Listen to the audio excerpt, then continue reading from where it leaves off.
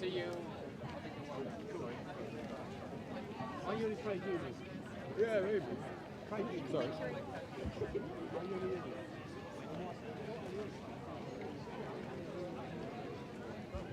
Not good enough.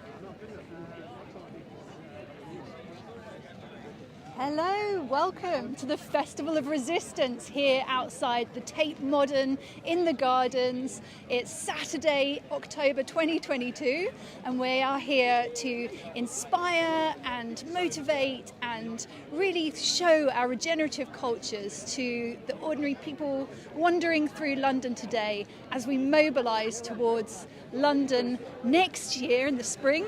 Mass mobilisation, getting a coalition of all the groups coming together to show the government that the people of this country want action on climate and nature. So I'm going to take you for a little tour here in the gardens at the Tate to show you what's happening. There's block printing, there's outreach, there's people talking to all those walking by. There's a stand about citizens' assemblies, which is Extinction Rebellion's third demand, that we're really trying to communicate to people so that they understand and get excited by the potential of such a political methodology that would be so good for all of us and our communities if we could work together to collectively make the decisions that will benefit us all. So there's a full programme lined up here, which is really exciting. There's musicians, poets, there's experts, and there's people from Writers' Rebellion. There's Kate Raworth from Doughnut Economics that will be speaking later. And just to kick things off today, the co-founder of Extinction Rebellion, Gail Bradbrook, is here to give us a little welcome to the day. Welcome everybody. Welcome to this Festival of Resistance.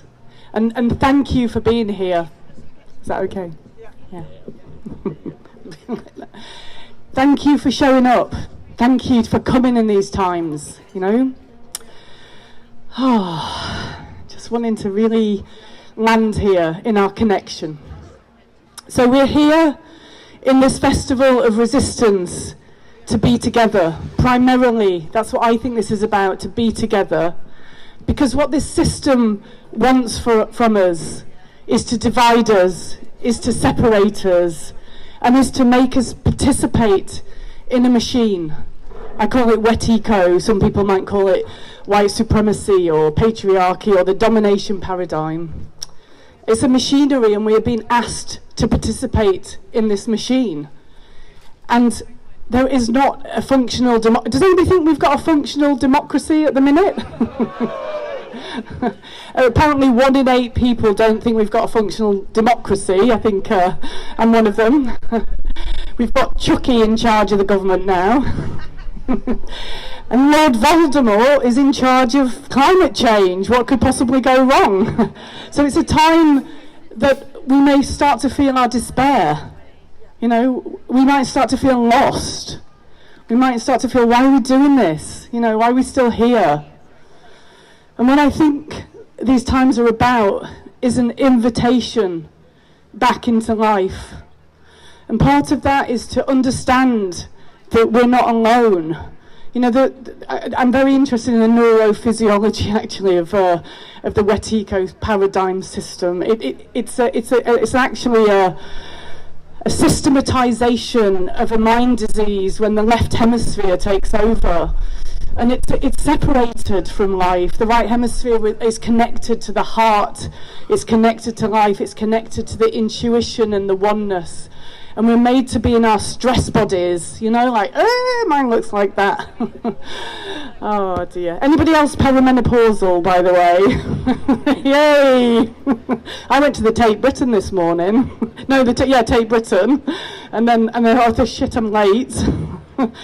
Grabbed a coffee, had a hot flush. It's all fine, isn't it? It's we don't have to worry about our heating bills, do we, if we're having those hot flushes? So, you know, this question about how are we going to respond when this system is on one, it is going to take life down. That's what it's about, you know. Well, what we've got is we're all part of apparently the anti-growth coalition. I made this prayer some time ago that we would be able to start talking about the economic system, and what that requires is to try really hard to make sure that the conversation about the political economy comes into what they call the Overton window of public discourse.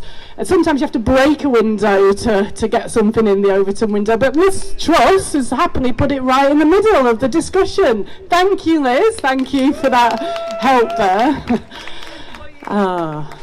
So we get to have this conversation now, and this is what I understand this festival's about, is to talk to people. You know, the media's not going to do it for us, really. I mean, parts of it will. So it's down to us. We get to go and be with other people and talk to them. People know this is madness on the whole. People know this is madness. We just go and ask them what they're thinking, what they're feeling, and hold the vision that something else is possible. You know, and hold that vision that there are other forms of functional democracy where people have power, where we can listen to all sorts of experts with beautiful imaginations about how we can be together. And then how are we going to respond? You know, what are we going to do with that togetherness? Well, I tell you what, something already happened that was amazing in the last few months. I don't know if you spotted it. This fantastic movement called Don't Pay came about. And really, when a system is asking you to just be quiet, participate, get on with it, either be a sociopath and run some bit of the system, or just, you know, be feeling disempowered and then just cooperate in some way to pay the mortgage, or you know, if you're from the global south, just be sucked into it and spat out as a sort of sausage at the end, you know, just to be mangled and used by this system. What we have is the ability to not cooperate, to see what this thing is, to be together, and to say in any ways that we can, we are in resistance, we are not willing to participate any longer in this system. And what happened with the Don't Pay movement is that almost 200,000 people said they would not be paying their energy bills if a billion people joined them, right? I know that's not something that everybody can join in with, but for some people they just simply cannot pay. You know, this system it's extractive, it's excretive, it wants you to be in your sort of narcissistic consumer head. It's not a joyful place to be. And so for some people we just won't be able to pay any longer. Inflation at 10%. The system in a meltdown all around. And it just came out that E.ON, I don't know if you saw this on Open Democracy, E.ON went and had a meeting with Kwasi Kwarteng when he still had a job, and said this is an existential threat. You know, never mind the actual existential threat known as, you know, messing with the climate system and the tipping points of the forces that sustain life on Earth. No, it's an existential threat when people aren't going to pay, and that is why Liz Truss is willing to pay something towards our energy bills. Of course, it's not the right way to go about it. We need to transform our energy systems and so on. But what that shows you is the power of people when they refuse to participate in this system. And what we're here to do is the sort of leading edge of rebels, is to give people the confidence that, as individuals, of course, there's little we can do, but together we are so powerful. Together we're irresistible.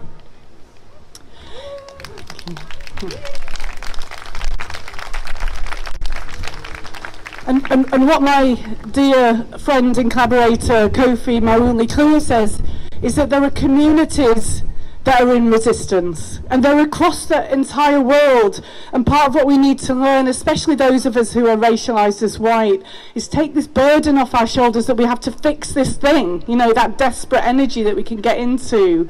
What we have to notice is that we're not alone, we're not doing this on our own. There are human beings throughout the world that are actively in resistance, and we get to be part of that change. We get to contribute what we can to be part of that change. So there are communities in resistance across the world. And there are also communities in surrender. And of course that happens to us too. We just think, oh, can't do this. And there are communities that are in paralysis, wondering what to do.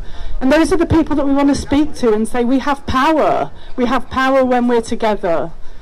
And what I think these times are saying to us more than anything is welcoming us back into life. And what this movement has when it's at its strongest is what I call magic source. It's an attraction energy. We don't have to be beating ourselves up. We don't have to be scaring the living daylights out of ourselves. So I often heard it, especially I've heard it being said to our young ones, like, this is a terrible time to be alive. And of course there's a truth in that. And what I've found myself saying to young ones these days is, well, it's not like it was all right. It's not like it was cool, neoliberalism. It's not like the life that was laid out for you was okay a few years ago. It was off the back of our family in the global south. And so we, in these times now, it will change. Some change is here. Change is going to happen. So how do we want to contribute? And so it's not... It's not. I don't think it's going to work for us to scare the living daylights out of each other. Of course, we need to tell the truth about what the science says, but there's a truth where we're being invited back into life. And when you're in life, you're in joy, you're in curiosity, you're in playfulness, you're in empathy, and we get to be human beings again. And as I heard on a film recently, we're better than this. We are better than this that's on offer, right? And by rooting ourselves into the earth, by being together, by being in our integrity, by being in our power and togetherness, there is a dignity for us to find. There is a humanity for us to find. And so what I would say to you is thank you for showing up. Thank you for being here. Enjoy. You're going to protect life because life wants you to live. Life wants you to live. This is those of us that listen to the trees. They're telling us, be with us, be in life, right? Find your dignity, find your humanity, find your togetherness, and then let's go and hold that vision for all the people around us to say, there's something different to do here, folks. There's something that we want to be together around, in our togetherness, in life, in our dignity, with the wisdom of the communities of resistance that went before us. So don't despair, folks. Find the love, find the power, find the togetherness. Thank you. I'm always so inspired listening to Gail Bradbrook speak. She's just so passionate and has so much wisdom to share with us all. And part of the wisdom of Extinction Rebellion in its beginnings was its three demands. The first was for the government to tell the truth about the climate emergency, declare a climate and ecological emergency. The second was for the government to act now, to reduce emissions and halt biodiversity loss by 2025. And the third was for a citizens' assembly. And that's what Extinction Rebellion are really trying to communicate to everybody now. Just the power in which citizens' assemblies could unblock politics and enable those difficult decisions to be made. But we have behind me the Citizens' Assembly stall here at Tate Modern in the Gardens for part of the Festival of Resistance. We have an amazing lineup of poets and musicians, experts that are going to be speaking and performing throughout today, finishing off around 5 o'clock this afternoon. So if you are in London today, please do come down and join us. There's lots to see and do down here. So I'd like to introduce you to the people behind the Citizens' Assemblies movement within Extinction Rebellion for them to share with you more about this very topic. Marianne. Hello. What's happening over here? Let me on the store. Come out of my little tent. Welcome to the Citizens' Assembly Working Group's gazebo. I'm Marianne. I'm the internal coordinator of the Citizens' Assembly Working Group with XR UK, and next to me is Des. Oh, hello. Hello. Hello. So yeah, welcome. So this is actually the first time that we've had our own stand, and we're a little bit excited about it. So this is all about the third demand. So the third demand being for the UK government to commission a UK-wide, independently run citizens' assembly on climate and ecological justice, and to be led by the decisions that come out of that citizens' assembly. So here we're talking about what a citizens' assembly is. We've got frequently asked questions here that people can either try and answer themselves or they can read up on it. We've got lots of information here, so the differences between a citizens' assembly and a people's assembly. Here we've got basic standards that we would expect a citizens' assembly to have for it to be the proper process. And we've got some little things as well. Our little comparison of democracy to a garden, where a garden needs constant attention and constant tending to. So does democracy. We can't just vote once every 4 or 5 years and then think that everything will be well. We have to constantly be paying attention. We have to constantly be involved. And that's very much what a citizens' assembly is. It's really engaged ordinary people, non-politicians, engaging in democracy, and that's what's needed. If we just let it go to the ballot box once every so many years and then don't pay attention anymore, we end up in the shit show we're currently in. So so that's kind of what's going on over here. I will now present you to my colleague Dave. Dave, hello. Do you want to come round? So we have a really exciting network launching very soon. It's the Citizens Assembly Advocate Network, and we're launching it in the next few weeks. And Dave, also from Corg, is going to tell us all about it. Dave, what is CAN? Okay, so CAN is the Citizens Assembly Advocate Network, and we're going to be training up some experts, if you like, who can do what we're doing today, which is to tell people and talk to people and train people and explain what the UK-wide Citizens Assembly for Climate and Ecological Justice is. Because although there's loads of people here for us to talk to, I can probably only get through about 20 or 30 explanations today, and this is something that's sometimes a little bit misunderstood throughout XR, and also we want to tell the rest of the UK population about citizens' assemblies. So on the 1st of November we're launching the Advocate Network. It's 2 evenings on Zoom, and it's a training session for those people who know a little bit about citizens' assemblies to become more confident in explaining citizens' assemblies to their XR groups and to anybody else they meet. You can sign up for CAN on the events page of the XR website, 1st of November. You can sign up there, and you can also sign up to our newsletter and learn more about citizens' assemblies each month. Sign up at joinxr.uk/CA. Hope to see you there. And Dave, when is because you're talking about 2 sessions, so the first session is the 1st of November. When is the second session? Tuesdays, 1st and 8th of November. And we're also planning 2 Thursdays in December for people who can't make the November sessions.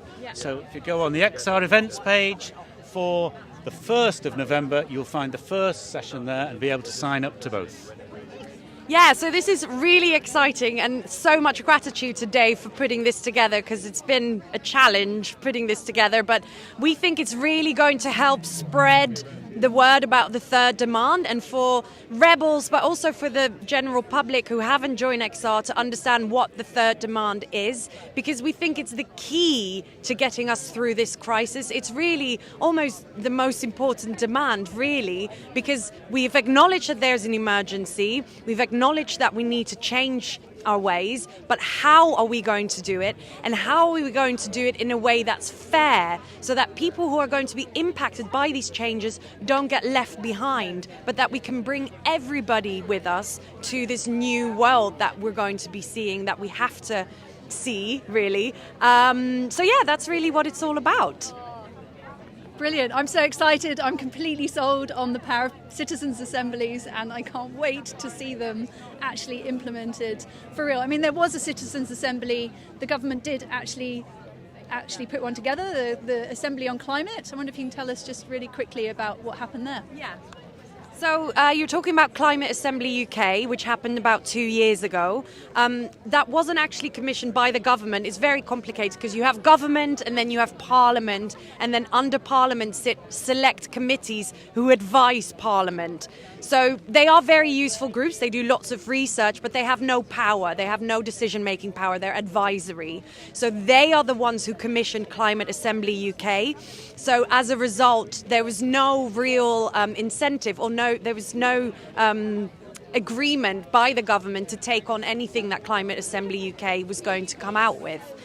Which is a massive shame, because actually a lot of the ignored by the government. So that about sums up how keen the government are to implement our wishes, which, you know, the people that they are supposed to be representing. We've come up with a great plan and it's being ignored. But there were quite a lot of limitations to that Citizen Assembly. The major one was the fact that it was working towards a 2050 target of going net zero carbon. And we all know that that's way too late, which is one of the reasons why XR as a movement did not support Climate Assembly UK, and the fact that it was not commissioned by the government and totally ignored by the government. So some great stuff was that they wanted the government to lead on climate change and to inform the public of the reality of climate change, which is brilliant for us because that sounds very much like the first demand. Tell the truth, and the government has to lead on this. So that was one of their major things. We're like, why don't we know about this? Why didn't we know about this? Why hasn't the government told people about this? Another one is that they flat out refused technology such as carbon capture, technology that just hasn't been proven yet, hasn't been scaled to the scale that we need it yet. So they said no, natural solutions. No to technology, yes to natural solutions. And a really exciting one is that they said more citizens' assemblies. They wanted a follow-up citizens' assembly to check on the process of their recommendations. And they also wanted citizens' assemblies on more subjects that they didn't have time to address during Climate Assembly UK. So, I mean, some really exciting stuff came out of that, yeah. Brilliant. Thank you so much for your time and energy that you put into this. All of you, you're doing a wonderful job, and anybody at home that wants to join them, you've just learned how you can do that. Check out the XR website to learn more about Extinction Rebellion's third demand for citizens' assemblies. So I'm going to take you around. Bye, see you later. To meet some of the other great people that are putting their time voluntarily into this movement. There was a gentleman here. There he is. Hello. Hi, how you doing? Talking about XR trade unions. Have a leaflet. Are you in a Thank union? you. I am not. I volunteer not? most of my time, You don't energy, have and to be- effort. You don't have to be in paid work. And the sort of work, though I am in paid work, but the sort of work I do doesn't. Why aren't you in a trade union? Get paid Could too I much? be? Could I be? No. On the not? contrary. Hang on. Do you want to tell us what XR trade unions is? Yeah, XR trade unions, it's encouraging people to join a union who are an XR, so they can use their power as workers in their union to to influence things. If you're not in a union, you're not using your power as a worker to fight climate change. Why aren't you in a union? Can I be in a union? I guess that's the question. I'm not, because I don't understand that I could be. So I need to go and look at this website and see. Yeah, or you go to the TUC website and it'll say, you'll put in what job you do, and it'll say what union will be most relevant to what you do. I have been on the front lines, though, of some of these pickets supporting the Fantastic. postal workers and the Fantastic. railway strikers. Fantastic. And Yeah, giving them our efforts. absolutely. Brilliant. Thank you very much. Because the laws that are being used against trade unions are the same, similar laws are being used against us as demonstrators, yeah. So we need to confront them and work And together. there's lots more strikes in the pipeline Absolutely. this coming month. Absolutely. Government's still not listening to the workers. So XR need to be on them and talking to strikers and unions about climate change. Absolutely. Thank you very much for your time and energy. So there's another into XR if you want to get involved with XR trade unions. If you're already in a union and you understand the processes there, then come and lend your expertise to the movement and grow forces. Thank you. Thanks a lot. See ya. So I'm going to wander out into the main busy street here along the River Thames and show you some of the outreach that's happening, some of the people that are talking with the public, and ask them about the conversations that they are having with people and the information that they're sharing. Look, it's the stickers are proving popular here. Everybody is actually quite keen to get branded up with the XR logo. Oh, hello. Hi. Hello. Oops. So you're doing outreach here? I am, Do you want to tell us a bit about what outreach entails Yeah, and how it's sure. going for you today? Yeah, do you want me to look at you or at the camera? The camera? Oh, okay, yeah, cool. Well, it's going well. I mean, it's an up and down thing. You know, sometimes you get a rush of people who are very enthusiastic. Other people are less enthusiastic, but it's really good. And the stickers, I think, people love stickers. And my goal is always to get people to put them on their phones so that when they're on the tube or the bus or whatever, people see that, XI is the branding thing. But the other thing we're doing is we're really promoting the 21st of April. So this is getting 100,000 people out onto the streets in Westminster to basically use the numbers to influence policy, I guess, and influence government.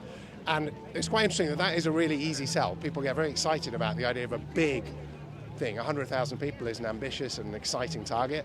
And then we're trying to make sure that we get people to actually sign up on the website right now so that when the ticker goes live, we'll see that we've already got, 5, 10, 15,000 people, and that will, we hope, encourage even more people to sign up. But yeah, so it's good. And when the sun's out, it's even better. But yeah, having a good time.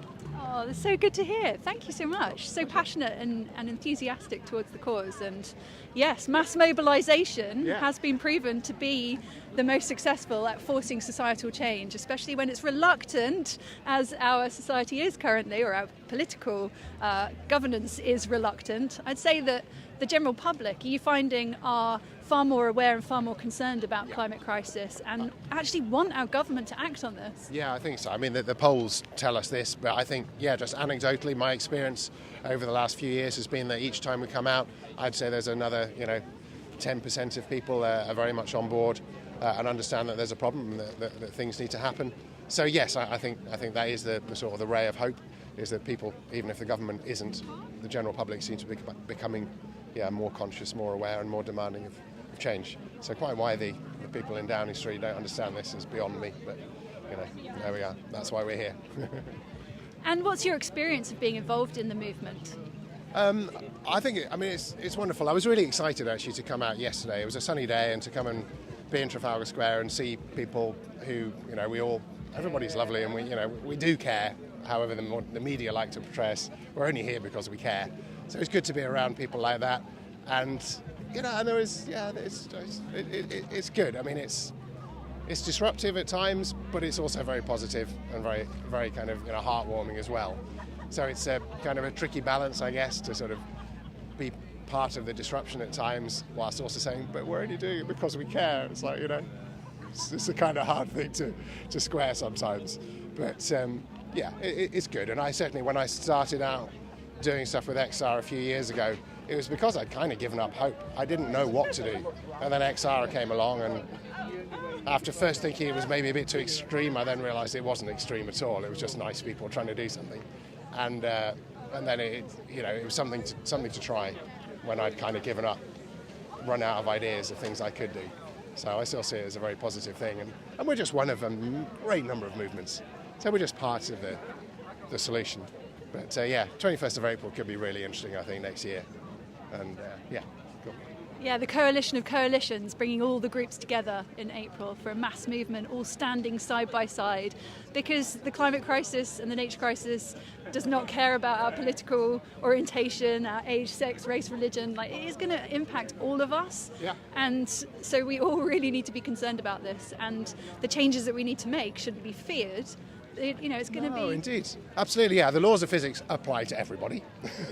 And furthermore, as you say, one of the great failings, I think, of our current leadership is not painting a positive and optimistic vision of the future. It's like we can simply live better we don't have to give up all of these things that, the fear-mongering suggests we have to give up. We can just do things better. And the economics are there now as well, I believe. Renewables are very, very cheap. There is the technology there at a price that is affordable, which wasn't the case 10 years ago. So that gives me, further hope. But obviously we've got to move fast because we've left it 30, 40, 50 years too late. So, yeah. Indeed. Thank you so much for your time and your enthusiasm. It's so lovely to speak with you. And please keep up the great work and sharing that passion with everybody walking past here today. So if you're at home, you're watching this, you're anywhere near central London, you're able to get into central London, please do come and join us. We're outside the Tate Modern in the Gardens here in central London until 5 o'clock today. There's a really exciting lineup of artists, musicians, poets, experts that are sharing their knowledge with those that are coming down here today to share their experience. I just introduce you to more of what is happening here. So here's the sustenance team handing out food for donations or for free if people can't afford it. All vegan, healthy vegan food being offered to anybody. You don't have to be part of XR yet to come down and get something to eat. So if you're hungry, that could be a draw to come in, and you'll find out that, as was just said, we are actually really nice, kind, caring people, not at all the extremists that the mainstream media try to portray us as. Ah, hello, how are you? Do you want to speak to me a little bit? Yeah. So you're all dressed up today? I'm here as one of the tea ladies. Yeah, I'm here as one of the tea ladies. We're serving up reality, cold, hard reality, sweetened a little bit with the milk of human kindness. And we've got we had accountability, but then we discovered it had all run out. We've got vulnerability and a lot of inequality. We've got a lot of inequality. It's government sponsored, so we've got plenty of that. We dropped a banner from the bridge earlier on. And what does the banner say? The banner says change is now. It's over there. Yeah. And so we're just having a little break before we go off and do some more outreach and try and get more people along here. Brilliant. And what are you saying to people to kind of draw them into the movement? Come and have a cup of tea with us at the Tate, basically. Come and drink some reality. Come and join us. Come and have a conversation. Brilliant. Well, keep up the great work. I'll come for my cup of tea later. Come and have a cup of tea with us later. Yeah, lovely to see you. A real cup of tea. I don't need a real any cup of the of tea others. would be really nice. Yeah, we're recycling all of our tea today. Great. But yeah, As we can we have a should. real cup of tea later. Brilliant. Lovely. Okay. Bye. Oh, such lovely, warm people, just right on cue there as I was sharing with you. So we've got over in this tent, this double tent over here. If you've got some clothing that you wouldn't mind branding up, or you'd love to brand up with the XR symbols, bring it down, because there's block printing happening over here all day. You can get all the fantastic logos and messages onto your clothing, and then go out into the streets and spark conversations with everyone and anyone in this mass mobilization effort to draw more people in for the fight of our lives, quite frankly. Do you want to wander in onto the gardens and have a look and see who we can find that's here today? I wonder who else might like to... here we go. So from this side you can see the block printing. You can see some of the logos and the messages. I love the owl. I think that one's my favourite, holding the XR symbol. Yeah. So there's music playing at the moment. There's going to be a huge lineup of amazing, impressive speakers. So come on down and join us. Would you like to have a little word with us? Tell us why you're here? Say why you've come today? Is this the first time you've come to something for XR, or have you been before? Before. Yeah? Is this your flag that you've brought with you?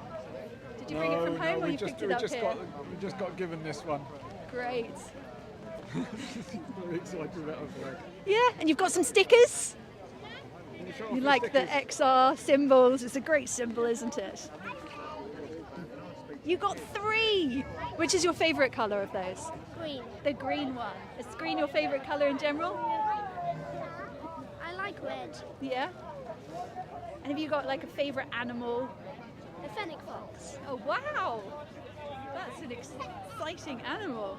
Are you with these other children here today? Is this part of XR Families? Or you've just come down with your daddy? With XR Families, You but are? just with us over here. Yeah. Oh, brilliant. So families, come on down with your kids. The kids really enjoy the stickers, don't you? Have you done any block printing before on your t-shirt? Yeah? What are you getting? Right now I'm getting an owl. Ah, you've done some block printing. It's being done as we speak. Oh, brilliant. Is this your t-shirt here? Oh. Which one did you have before? A wasp. But you've gone for the owl today. Fantastic. That's my favourite one too. There's some other little kids down here playing with their XR flags. And I wonder who else might be willing to speak. Would you want to say a few words as a mother? What draws you into the XR movement? Are you part of XR families or brought you here today? No, well, my husband really didn't want me to come because he was worried it was going to be too much for the kids. But I thought it was important for them to come and be part of it, that we're the last people who can do anything about it. They're really conscious of wanting to do what's good for the planet, aren't you, Evie? You don't like it when we take the petrol car, you want to take the electric car everywhere. And it just feels like hopeless, and we've got to do something, particularly with the government as it is at the minute. But yeah. And what gives you hope? What draws you into Extinction Rebellion? Careful, Molly. Just that people all wanting to do stuff together. Shall I hold that, sweetheart? No. Okay, well, hold it up, else you're going to hurt someone. Yeah, I guess the sense of community, it makes you feel like at least you're trying to do something.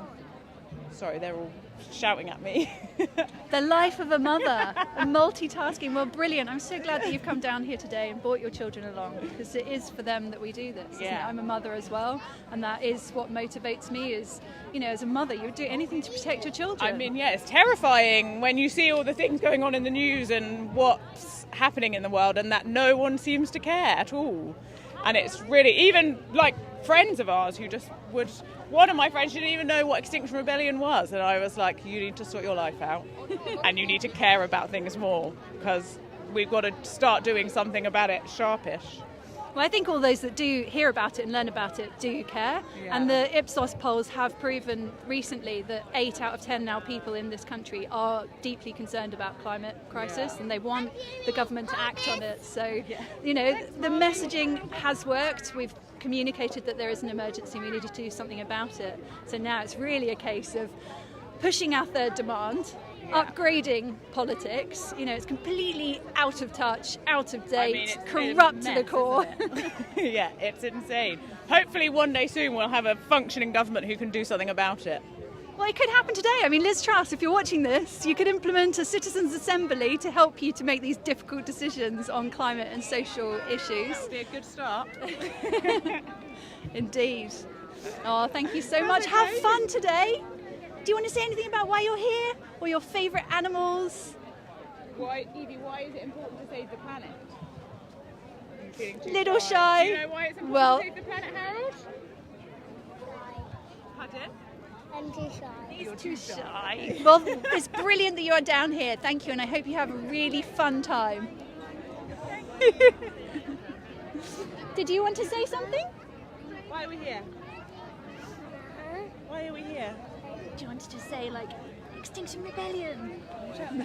Does Mum want to say a few words? I think I'm all right. Okay. Well, thank you for bringing it. You did great flag waving earlier. Okay, so we are now going to head over and show some of the action that's happening live here outside Tate Modern in central London. We're here till 5 o'clock. There's poets, musicians, experts coming to share their knowledge, inspire and impassion us all to take action, to join together in coalition, stand up against this government and show them that we need action on climate now. So we're going to move over to the stage, set up so you can hear what's happening and enjoy the lineup today. Campaign against the Campbell oil field, which is another huge proposed offshore oil development in the North Sea, which would have been operated by Shell. And we actually managed to make this oil field such a lightning rod of controversy through mass public actions, confronting politicians, having conversations with our MPs, putting stories in the media, just trying to get a really wide civil society effort against this project in like united opposition across the UK. We achieved that, and the pressure on Shell was so great that in the first week of December last year, Shell decided not to go ahead with the Cambo oil field, and it's almost 1 year later and the Cambo oil field still has not been approved, still is not going ahead, and that is because of people like me and you and the movement in the UK that will not accept these projects anymore. There was recently an oil and gas industry publication that said that arguably the biggest deterrent to fossil fuel companies investing in the North Sea is the size and the organisational capacity of the movement against fossil fuels in the UK. People are looking to us, to this movement. The fossil fuel industry are scared of us. That's how powerful we actually are, and we need to step into that power, and we need to take these examples of winning, like with the Cambo campaign last year, and really feel that in our souls as proof that we can change things, because we have won campaigns against the fossil fuel industry before. We can do it again, and we need to do it again. So not only are we going to stop at having stopped Cambo, having caused Shell to pull out of Cambo, we now have a much bigger fight on our hands with the biggest undeveloped fossil fuel project in the North Sea, Rosebank. I'm going to keep saying that because it's so important. We must stop Rosebank. The biggest field deserves the biggest fight, and they're trying to approve this right now. So I want to have all of us go away and think today, what can I do to stop Rosebank? Because it's not just an issue for a few people, it's an issue for everyone. This is something that we all need to take responsibility for. The movement can do this together. We can do this together. So whether that's doing an action with your local XR group, whether that's asking your MP for a meeting, or better yet, getting together with a group of local residents, constituents, and asking for a meeting with your MP together, asking them what will they do to support this, what will people in power do to support this. Get yourselves in rooms with people who are accountable to you, whether that's your MP, your councillors, whether you want to go and confront somebody from Equinor, the fossil fuel company behind this field, whether you want to go and find how you can confront someone in the government. You can tap into a movement that can help you figure out how to do these things and support you how to do these things. So look, if you're not already involved in a local group, look around you. What climate groups are available in your area? Whether that's getting involved in your local XR group, whether that's getting involved in the Stop Cambo campaign, whether that's getting involved in any sort of local group. I want you to think about how you can bring this campaign into the spaces that already exist and what you're already doing, and how we as normal people can fight this together. So our targets to be able to do that, Equinor is the company behind this field. That's EQUINOR. Look up that company. Know the names and faces of the people who are trying to approve this project. Know the names and faces of the people in the UK government and where to find them and where to hold them accountable. And this company, Equinor, is also majority owned by the Norwegian government. So, you know, the Norwegian government, the Norwegian embassy, those are targets that we can think about as well. We can do this. That's what I want to leave you with today. We can do this. We have done it before. We have won these fights before, and we can do it again. So I hope that now you're all primed to be part of this campaign to stop Rosebank, because we need to do this now. We need to do this together now. We cannot let the UK government get away with this anymore. Thank you. So I really want to leave us in that state of hope today, because I'm not just saying that. We have the proof that we can do this. I want to finish on a little chant to put us in that space together. But before I say that, you can find out more about the campaign to stop Cambo, stop Rosebank, stop all new fossil fuels, and for a just transition away from fossil fuels and towards renewables that supports oil and gas workers, supports local communities. You can find out more about our campaign at Stop Cambo. Or you can type in #StopRosebank and you can find out more and how to get involved. Join a welcome call. We run them every week. You can find out more information on our website. Yes, let's stop Rosebank. I want to have you repeat after me if you're up for it.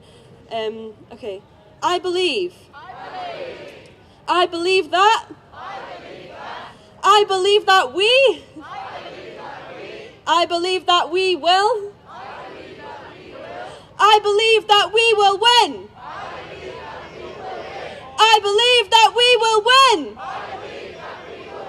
I know it might sound a bit silly because maybe you don't fully believe it right now because this is a really hard fight, but I'm going to ask you to do it one more time, and before you do that, try and step into that hope and think about the examples of people who have come before us for years, decades, centuries even, who have not given up fighting and who we can look to for examples of wins, because we really can do this. So one more time, really, really try and believe it if you can, and carry that state of active hope with you for the rest of the day, and not even just in the rest of the day, but in your campaigning in general. We need to believe that we can do this. So I believe that we will win! I believe that we will win! Thank you for listening. Let's stop Rosebag. We will do it. Thank you.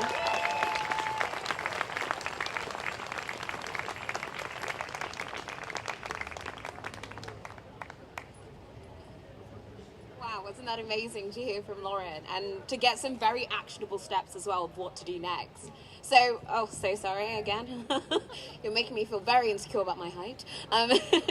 Next up, we've got Marley, who's a poet, and he's going to be telling us about kind of his journey into climate action, but then also how he sees justice as being interlaced with it. Please welcome up Marley.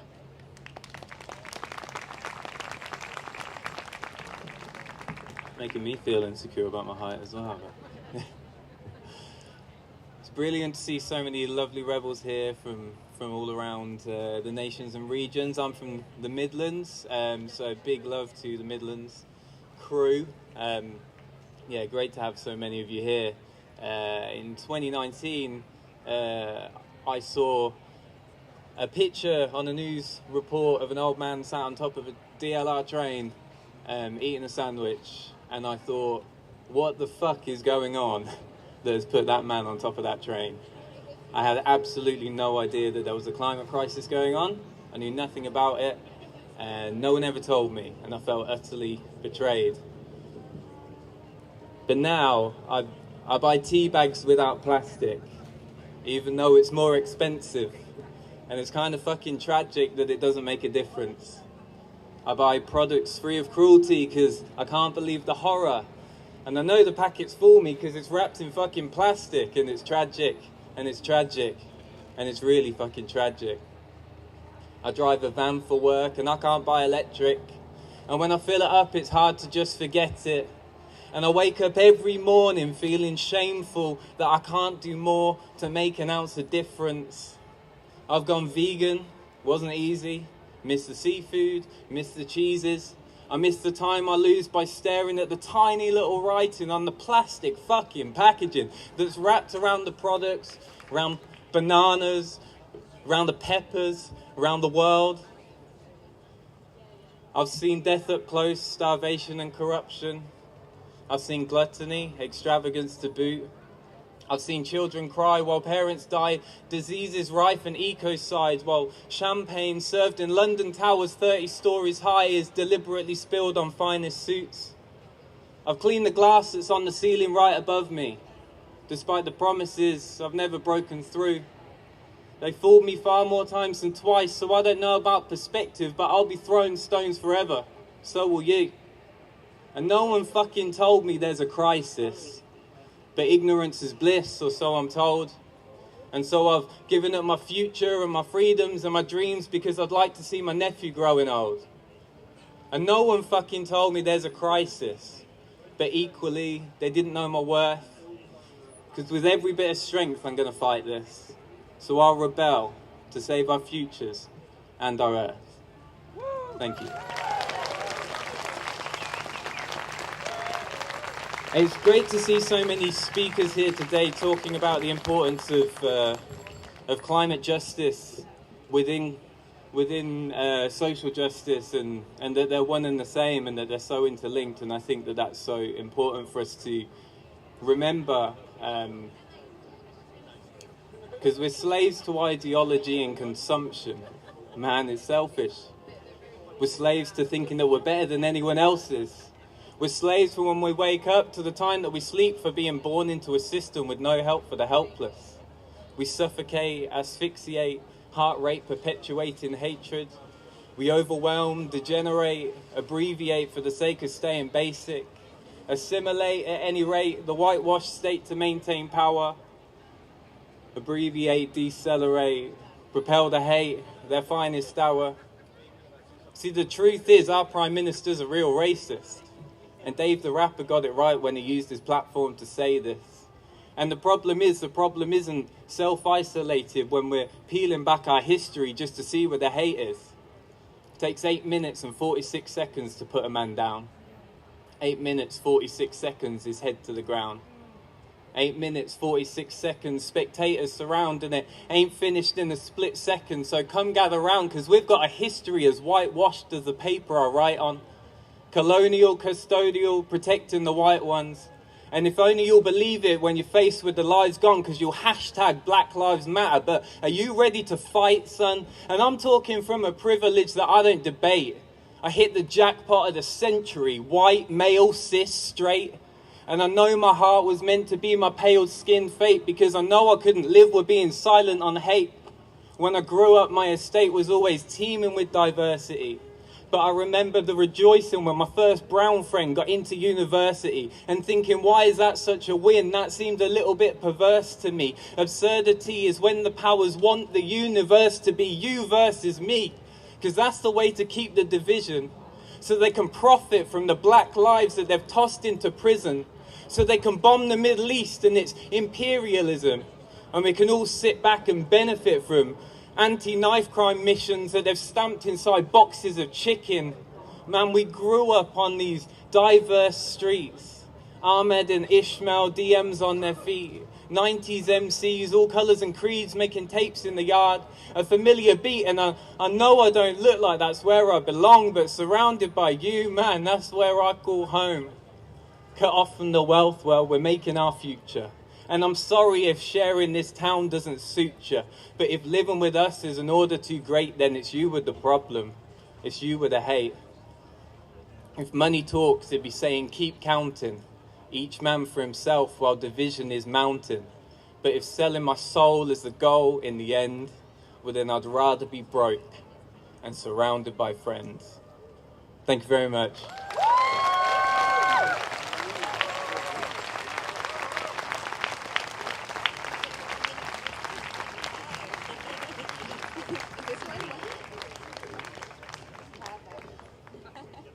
I've got my own mini mic. Oh no, this one's not working. It's this one. Some tech issues, as always. Next up, we've got who have we got? We've got Danish Mustafa, who's a writer and an academic, and is going to come and talk to us about South Asian solidarity and the work that he does on climate change.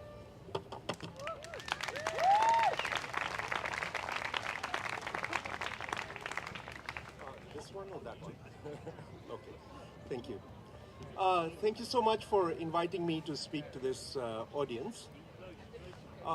Just want to share a few thoughts with you. The world before it is lived has to be imagined. And there is something desperately wrong with the way we have imagined the world that it is. There's something desperately wrong with the way we have thought of our relationship with the non-human world. I come from Pakistan, where at the moment there is about a third of the country underwater. There is about a third of the population which is displaced and affected by floods. And the story is about climate change. The story is about failures of development. The story is about what the country aspires to be. And this is a story that has been sold to the global south, to the third world, that if you keep your nose clean, if you follow by the rules, if you do what we did, eventually you'll get to be living the lifestyles of the rich and famous, mass production, mass consumption kind of a society that we live in today. That's the story that the world has bought into for the past 200 years. And what is happening in Pakistan today is not separate from the plotline of that particular story. We've imagined the world, we've imagined the Thames out there as a resource, water. Eventually it is water. What is water? We think of water as H2O. Anyone can tell you that. Except that H2O does not exist in reality. Water is a universal solvent. As soon as it leaves the rarefied confines of a laboratory, it bonds with other compounds, and it becomes something different. When I was growing up in Pakistan in the 1970s, it was always a conversation. Oh, the water of such and such place is very good for your health. The water of such and such place is very bad for your health. The water of such and such place is salubrious, the other one is not. Under modernity, what we have done is reduced water to H2O. We have reduced the Thames to a resource. We have reduced the Thames to a drain. But you could also think of it as an ecosystem. You could also think of it as a spine that runs through the identity of the people who live in this country. Indus, similarly. Name me a river, Indus, from Indus comes the name India. From the local name of it, Sindhu, comes the name Hindu. Hindu is the word that was used to people who lived in Hindustan, the land of the Indus. Indus has so many variations, but today we have made Indus into a drain, into a resource. And what has happened in Pakistan today, and will happen again, sadly, a few years from now, or maybe next year, or maybe the year after, or the year after that, is that our arrogance in the face of the non-human world has made it into a deeply engineered waterscape landscape. The submission is that we have to produce ourselves differently. They talk about climate adaptation, right? What is adaptation? Ultimately, adaptation in a critical mode is really about changing so that we don't have to change. What we are right now is deeply dysfunctional. What is here and now, right now, is deeply dysfunctional. There are millions and billions who are desperately sick, poor, hungry, living in dilapidated, desperately degraded environments. I submit to you that the climate message tells you you need to change your behavior. Every day, we live lives where we end up violating every principle that we hold dear to ourselves by taking the bus, by having the breakfast that we are having, by doing the lunch that we are having, by wearing the clothes that we are having. And most of us end up getting discouraged. Oh my God, unless I get naked and go live in a cave, I cannot be consistent with my life. But the reality is that we don't behave. That's the story that the people in power want to sell to you. Change your behavior. It is your fault. You need to adapt. And when you can't adapt, you get discouraged. But the reality is that you engage in social practice. Everything has to be negotiated socially and politically. And socially and politically, right here, all of these people together, having a conversation with each other, are eventually going to have to produce themselves differently. There's a story that the people in power tell us that we need to buy into, that we are a sum of our possessions, that money is the arbiter of who we are. And the climate challenge, the environmental challenge, the living a righteous life challenge is eventually about us negotiating, renegotiating the terms of the social practice in which we engage. I invite you to have that conversation, and I'm very honored to be part of that conversation. Thank you.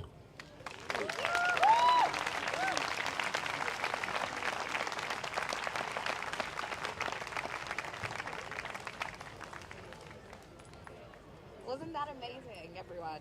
And right now we're actually going to shake things up a little bit by getting up, getting a little dancey, and singing a chant that I was taught by some amazing activists. Does that sound good to everyone? Yes.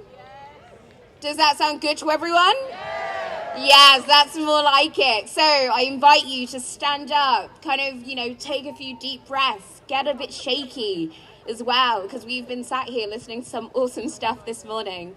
And let's just change up the energy a little. Yes, I love that. So I'm going to do a little kind of a callback situation. This is a song that I was taught at the Land Workers Alliance Festival earlier this summer, and it's really awesome.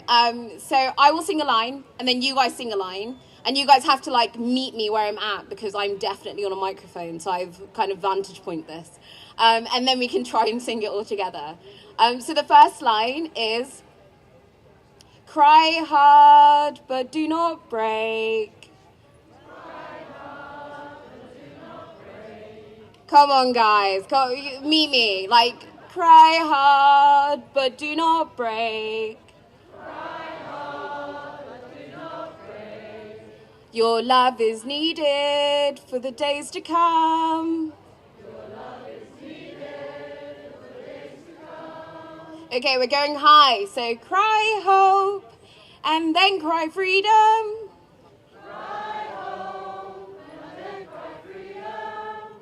Cry justice till the work is done. Cry justice till the work is done. Okay, how are we on the lyrics? Should we do that again one more time? Okay. Cry hard, but do not break. Cry hard, but do not break. Your love is needed for the days to come.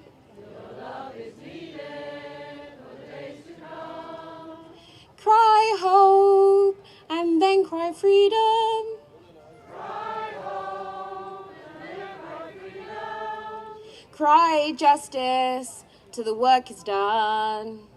Cry justice till the work is done. Do we feel confident enough to try and do it all together now? Yes? I'm seeing some shaking heads.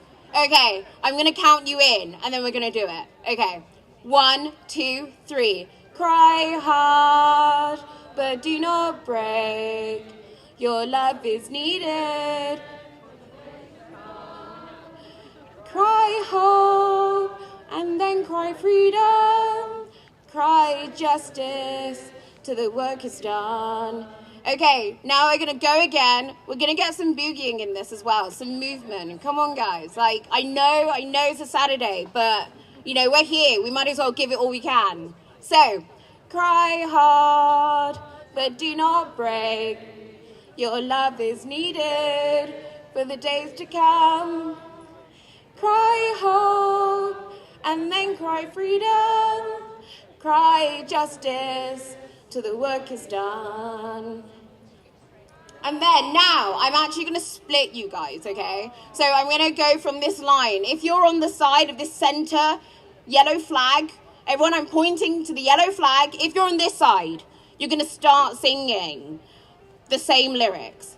And then you guys on this side are just going to go, till the work is done, till the work is done, for the whole time, okay? Does that sound good? Yeah. Okay, I'm going to count you guys in, and I'll count you guys in again. But first is this side. And this means, since now there is half of you singing this main bridge, you guys have to bring it. Yep. Okay. 1, 2, 3. Cry hard. All love is needed for the days to come. Oh yeah. Till the work is done. Till the work is done. Till the work is done. Cry hope, and then cry freedom. Cry justice till the work is done. That is choir for end. Thank you.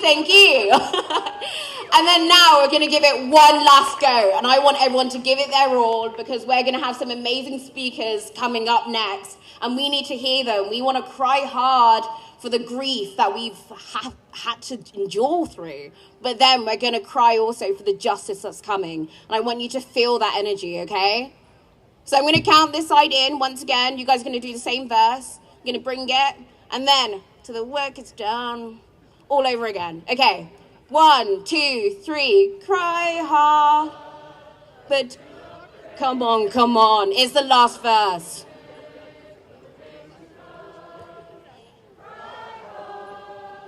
And then cry freedom, cry justice, till the work is done. Go again, till the work is done, till the work is done, till the work is done, till the work is done,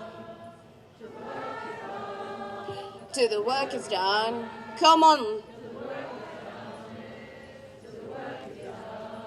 Done! Thank you, everyone. So next up, who do we have? We've got Dina coming to speak to us more on climate change and more on climate justice. Give everyone a round of applause for yourself and for Dina. Come up.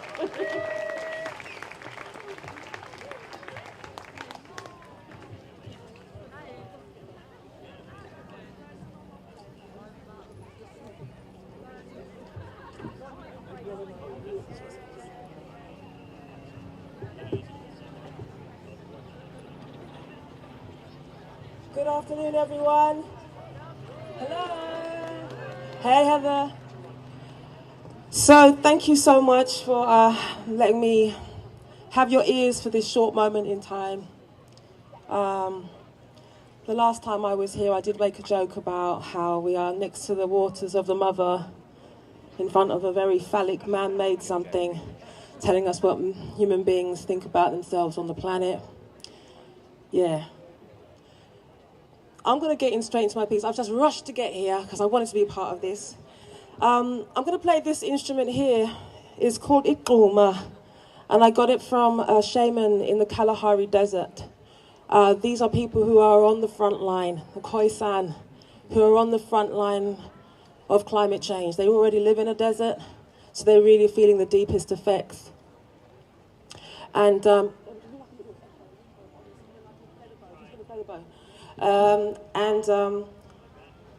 when I play the bow.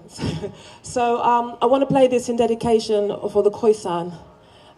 It's a song, and yeah, let me just get straight into it.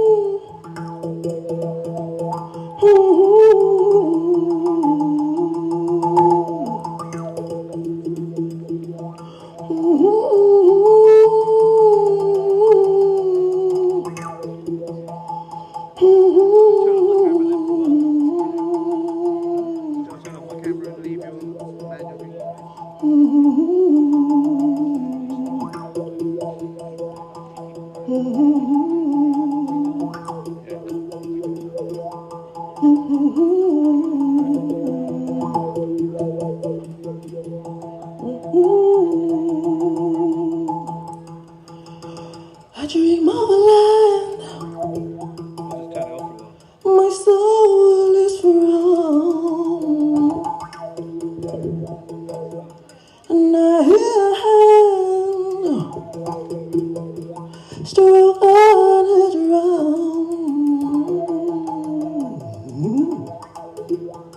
shade of delight. Go you,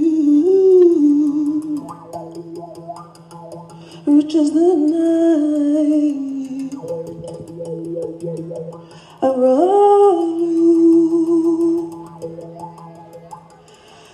I dream of a land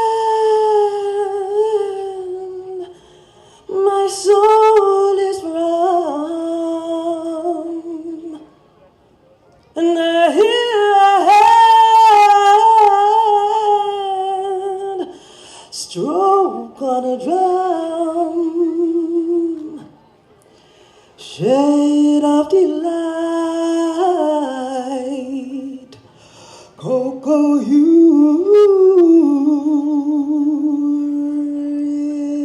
rich as the night. Afro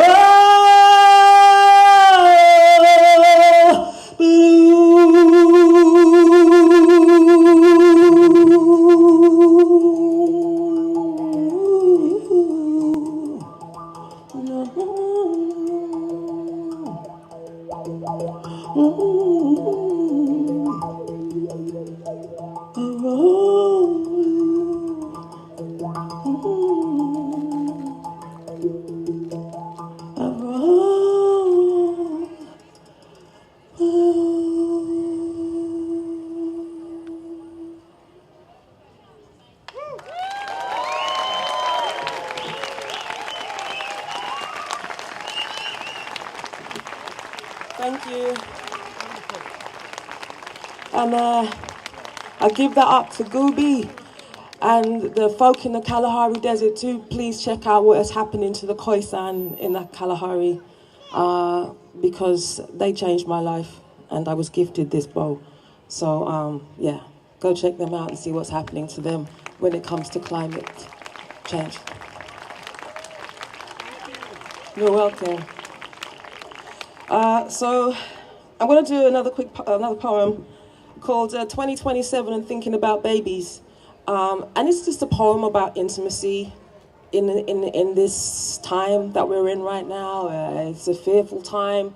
So every moment that we share with our people needs to be as connected and as closely intimate in its authenticity as possible. Because for me, it's not just about life mattering, it's about quality of life mattering. And I think we need to be experiencing a high quality of life in our joy, in our happiness, in our interconnectivity with each other as a species, because the planet will cough and shake us off if she needs to. So it's about us saving ourselves, and I believe that's through us having a deep reflection process in our humanity and how we are understanding and loving and taking care of each other. So this is just a poem about intimacy. And I've got a little song that I do at the end. And I've just heard you singing, so I know you're all warmed up, so you've got no excuse when I ask you to join me. Okay, here we go. You exhale a comfortable mist of breath, and I watch your DNA collect kaleidoscopic incondensation on the bedroom window. I am the first up with the autumn daybreak. It opens a shivering song in my body. The coffee is good and strong. The news bleats that the crops are almost gone due to climate change. Coffee is a sensitive plant.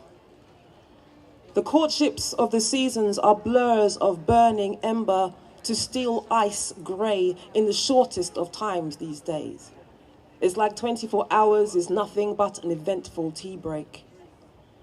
I watch a brash breeze bristle the treetops in the garden, a breath born from a jagged tower block of ice, like a cracked molar at the mouth of its mothering polar ice cap, Do a guillotine gasp as it tumbles, thunders into the Arctic waters, breaking its back, and a gale gallops 25,000 miles across oceans, licking up the waters in fury, till they smash and sprawl their saline cure across coastal towns, carried in the mighty arms of hurricanes named after favourite family members.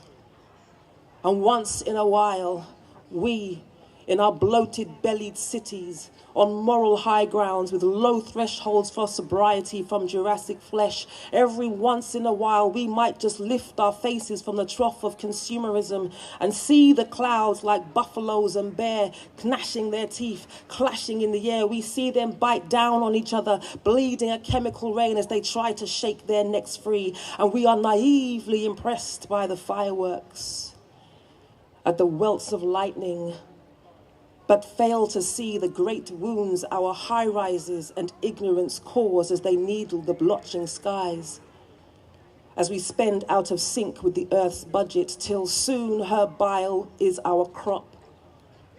My Weetabix could be poison seed. Me and you, we used to take walks in the park and contemplate the balance between city bustle and the rustle of grass underneath our feet. And now our eyes are skimming the city skyline at the top of Parliament Hill, seeking the valuable shrinking green spaces, and our weekend love banter is full of stats and facts and corporate responsibility, big bucks drowning under Stephen Hawking's prediction of our 100-year mortality, our finality. I nuzzle in your neck, and you pull me close and you say, "Don't worry, lovely." And you tell me how you plan to build rafts from our bamboo futon bed base and sculpt oars from the shed door to row ourselves to other islands with more security. We'll all be refugees then, you said.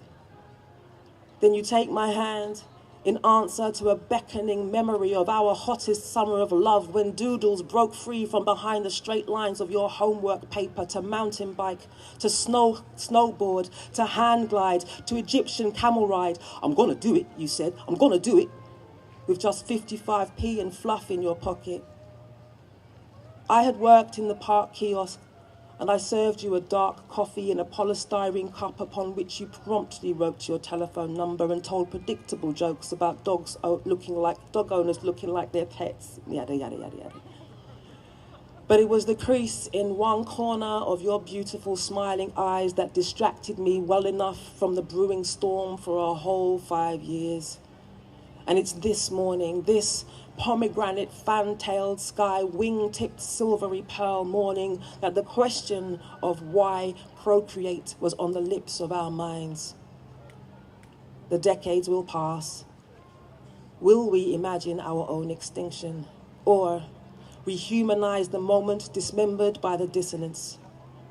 You hug me from behind, and I watch your exhalation dare to dream the determined DNA of new ways, of new days of being. Thank you, everybody. I've been told that's my time, so I can't sing with you, but please enjoy the rest of your evening. Thank you.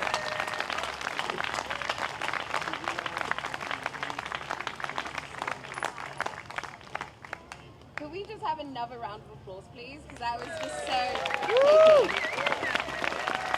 Yep. Again.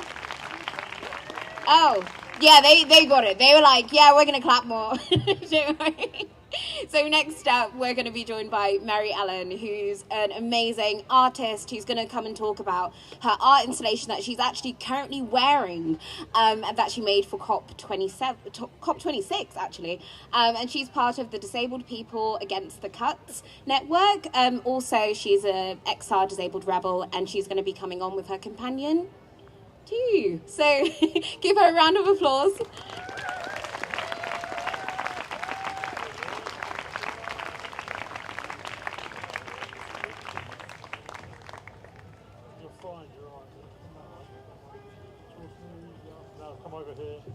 Right, you happy then? I'll put your mic up. Can you move this? Yeah, you go there, I'll put the mic up.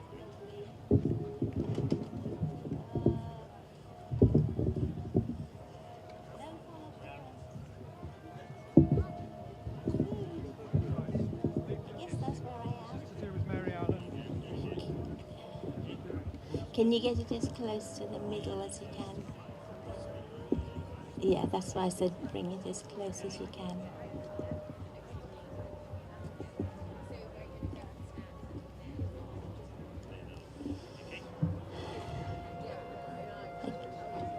Hello, can you hear me?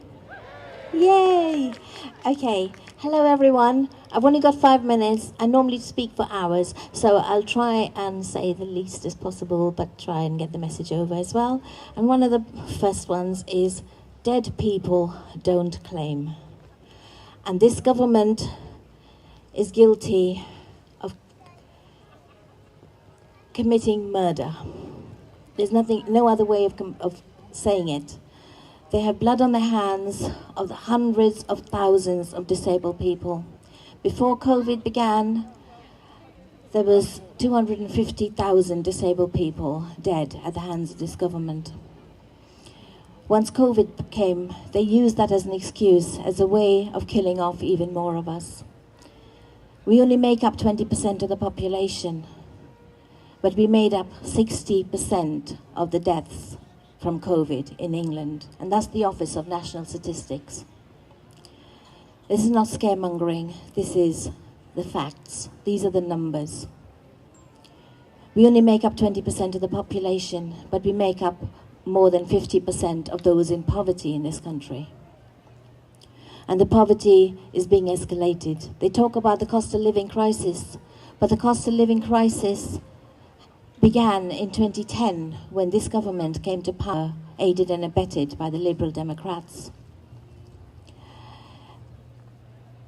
They came into power and they started with their cuts. And a gang of disabled people, a handful of disabled people, came together and said, your cuts, your austerity, your welfare reforms will result in death. People will die. We were told we were scaremongering. We were told we didn't know what we were talking about. In 2011, under a Freedom of Information request, they were asked, how many people are dying? Just one aspect of your cuts. Just your cuts related to fit for work assessments.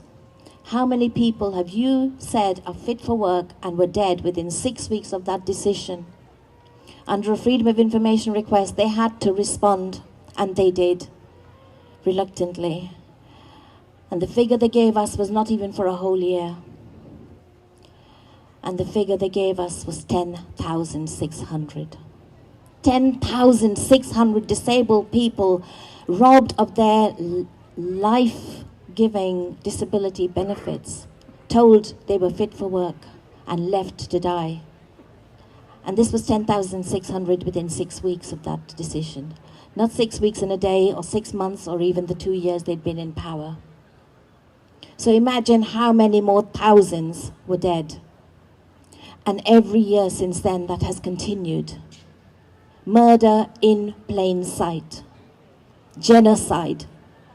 There's no other way of explaining how so many people are being killed off by political choice, by government policy. And that began with disabled people. DPAC has a black triangle in the center of its logo, very deliberately. That black triangle represents what the Nazis did to disabled people. They started with the disabled people. They started killing disabled people. Those gas chambers they used, those gas chambers were practiced and honed on disabled people first. This government has already killed more disabled people than the Nazis did. And it's happening in plain sight. But nobody cared. Nobody talked about it. 10,600. And did any of you know about it? It wasn't on the BBC News. It wasn't anywhere. But one extra death is one too many. But when there's tens of thousands every single year and it's not being reported, how is anyone supposed to stand up against it if you don't know it is happening? You can't solve a problem if you don't know there is a problem. The climate crisis, COVID, every crisis is being used to depopulate the planet. They started with disabled people, but just like the Nazis, they came for one and then the next and then the next and the next. Every single group that they could. The Romani gypsies, the Poles, the Jews, everyone became othered and targeted.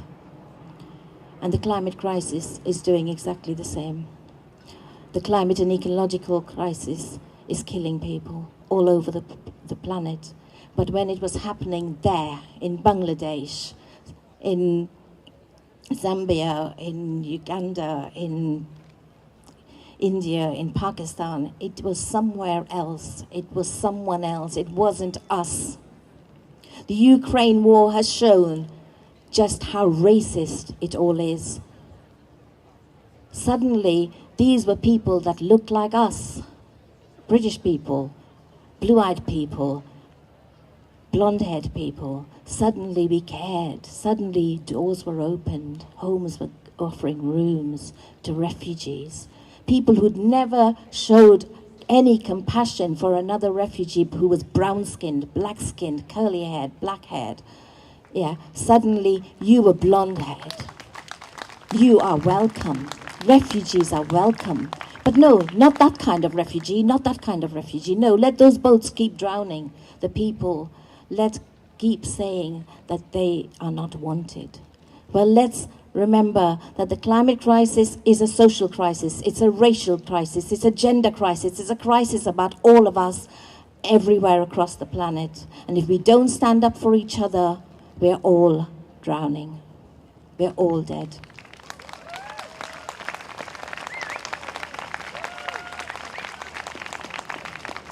I'm an artist. I make art to try and convey the things that matter. I made this art installation to take to COP26 to say that the climate crisis is just one aspect. Every single crisis is linked and being driven by the same people for the same reasons of greed and money and power. And that power has to be inflict as much suffering as possible, because only through that suffering can they help to really divide us and other us. Because if you are scared of becoming poor, if you are scared of becoming disabled, if you are scared of becoming othered, you join with them, you turn a blind eye, because your fear makes you more vulnerable and malleable. They can count on you. Well, let's let them know that can't happen anymore. We stand together against all of it. And we get to see the whole picture. We're no longer willing to be divided, not on causes, not on gender, not on nationality, not on ability or disability. We stand together for all of it. It's no longer just a climate crisis. And just thinking that, oh, if we just deal with the climate crisis, everything else can be sorted out after. No, the climate crisis is a result of everything else that has happened. The racial injustice, the gender inequality, the global south. We're being divided. Let's refuse to be divided anymore. But behind it all is money. And so I've written a poem about money, and I'd like to read that to you.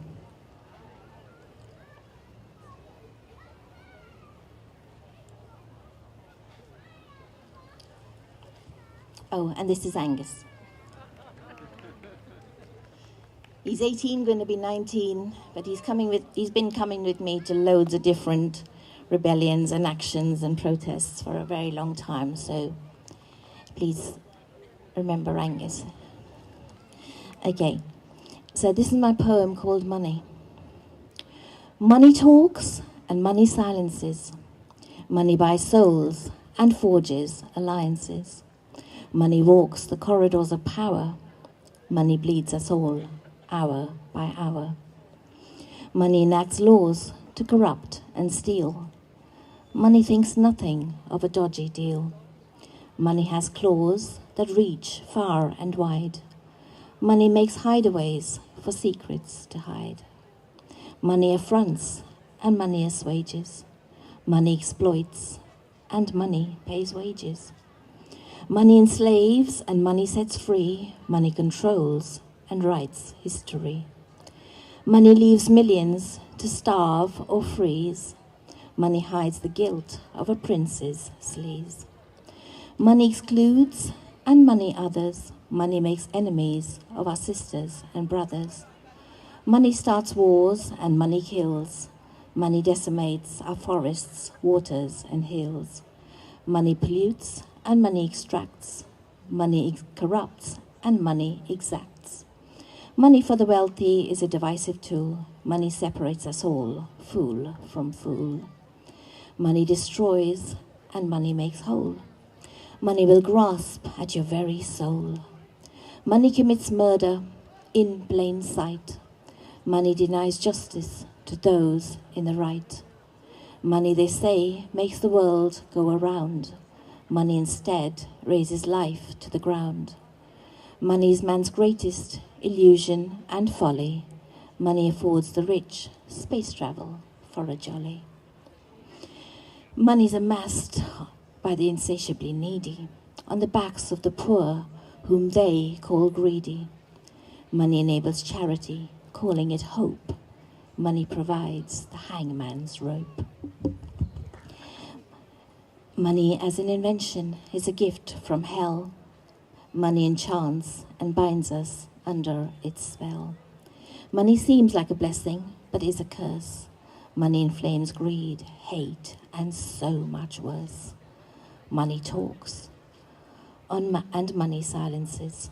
Money betrays and breaks alliances.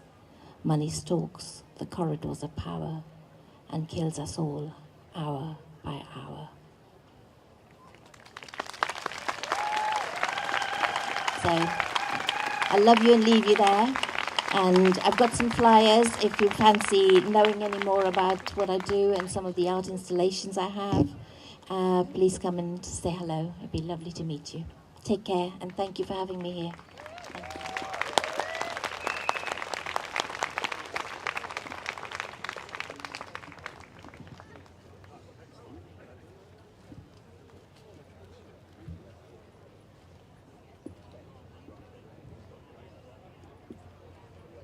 Don't worry, I can get it.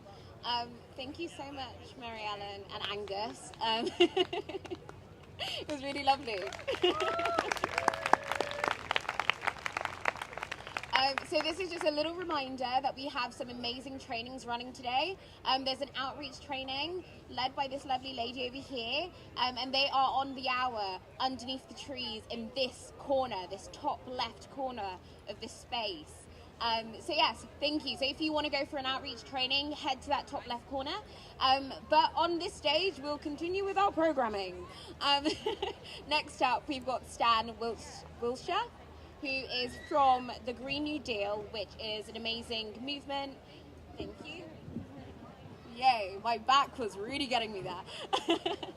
He's from an amazing movement called the Green New Deal, and they are basically bringing Generation Z into youth action. So I will hand it over to you. Thank you, Stan. Hi everyone, can you hear me? Yeah. Hi, I'm Stan. My pronouns are he, him, and I'm here from Green New Deal Rising. So we're a movement of young people who are fighting for what we believe is a serious response to the climate crisis and the economic crisis. You know, we've heard it for over 30 years that the UK is taking climate change seriously. I think that's pretty clearly nonsense. We're the 5th largest historic emitter.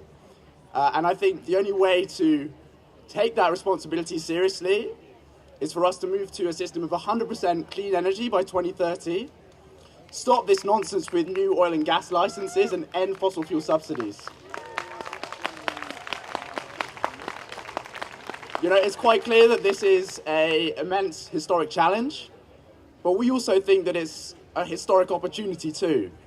You know, the only way we can get there is to move from an energy system that concentrates wealth and power in the hands of corporate giants and brings it back into public ownership.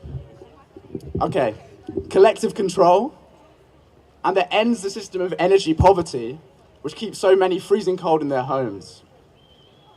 To build the green infrastructure and industries of the future, we need to create millions of unionized, high-wage jobs. And the end result, we hope, is going to be a society not based on immense wealth and poverty, but on public luxury. So some of the things that looks like: a 4-day work week, amazing, fast, high-quality public transport, awesome public services, really good health and social care and mental health care for people who need it. We want to see amazing, ecologically vibrant green space in our towns, cities, and in the countryside as well, that everyone should have access to. And we don't think this is some kind of idealistic fantasy. Actually, we think this is the only realistic solution to the climate crisis and to the crisis of well-being we have in the country. Altogether, this is some of what we're thinking about as the Green New Deal. So this is nice, but how do we plan to get there? Well, the first and core part of our strategy is to make this Green New Deal vision an election-defining issue. At the next election, we want everybody to be talking about it. For too long, politicians have been able to talk some of the talk on climate change, but not be held meaningfully accountable.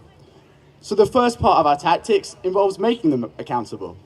So we have politician challenges, where we go to events where MPs are attending and talking and having a nice dinner or whatever, going to a nice conference.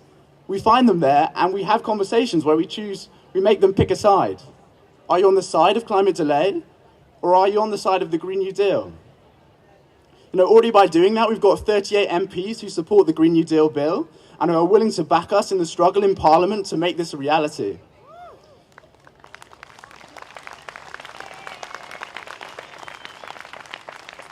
At the same time, we know that there's immense public support for these sensible, supposedly radical solutions to the climate crisis and to the economic crisis in the country. Public transport, public ownership of public transport, public ownership of energy. So our job is to go out and turn this consensus into a majority for the vision of the Green New Deal. That's why as a movement, we're going out into communities, talking to people about our vision, about the ways that we feel that the Green New Deal can respond not just to the climate crisis, but to a whole range of problems in our lives. We've already been canvassing all across the country, and we plan to carry out and expand the programme. The aim is to make the movement as big as possible, as diverse as possible, to show in as many ways as possible how this vision can come true. The third part of it is that we know at the moment that workers are having a nightmare in this country. Wages have been stagnant since 2008. They're nowhere near adequate for people to have a kind of decent, dignified life. And we've seen an immense wave of strike action across the country this summer, and we think this is awesome and a massive part of the political struggle that is going to get us to where we need to be.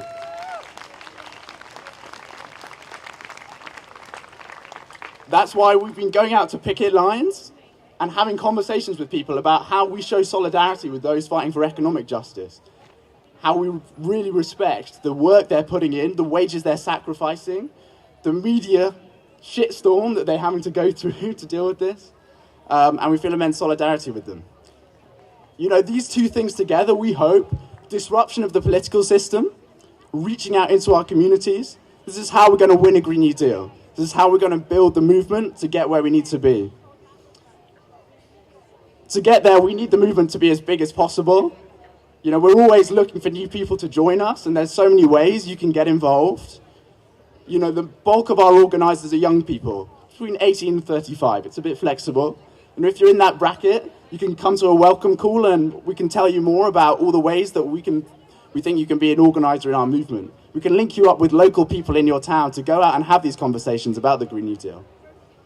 If you're outside of that bracket, then we'd also love you to support our movement too. So if you go to our website, you can join our mailing list, share our content online, and if you want to, you can donate. The more resources we have, the more organising we can fund, and the bigger our movement can be.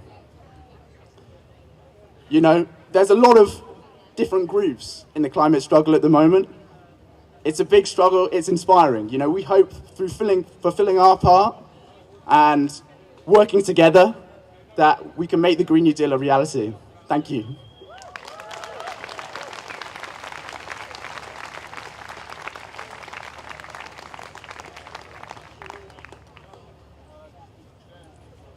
Thank you so So next up, we've got a very special guest who also is bringing another very special guest. I will introduce one, but the other is going to be a surprise. So first up, we've got Lily Cole. If you don't know, she's an amazing activist and model, and she's all across the world working with Indigenous groups, talking about the climate crisis and really bringing it into mainstream popular culture. Can we get a really warm round of applause for Lily Cole?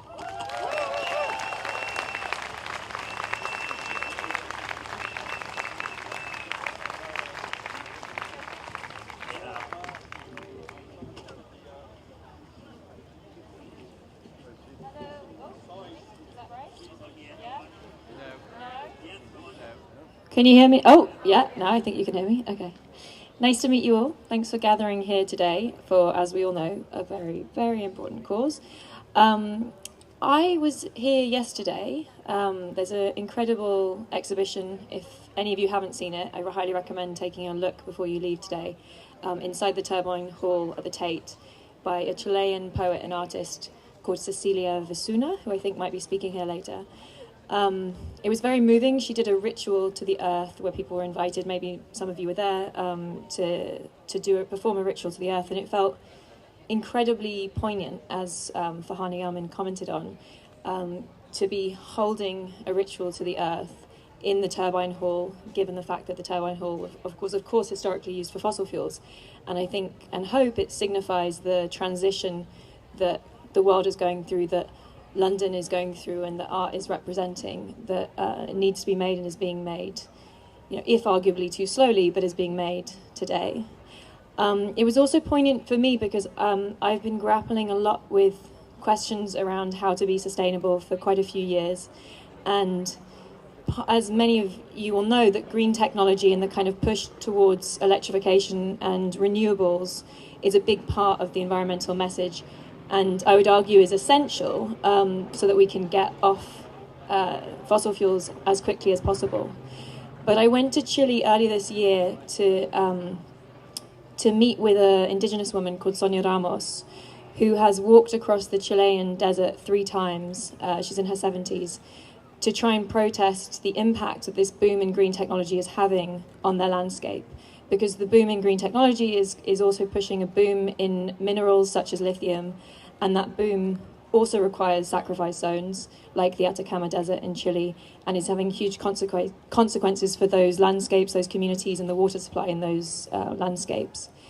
And it was a very moving experience. I shared the interview with her on my podcast, Who Cares Wins, which Gail, actually amongst us, the co-founder of Extinction Rebellion, has also kindly spoken on before, and made me think really, really deeply about the need for degrowth, or if maybe that word is not the right word, but thinking about a different type of economy, that if we simply replace fossil fuel cars with electric cars and fossil fuel energy with electric or renewable energy, and we don't question the amount we're consuming and the goals that we're driving towards a society, this fixation with infinite growth, the fixation with GDP and the way we measure it, that we will continue to create ecological problems and sacrifice zones.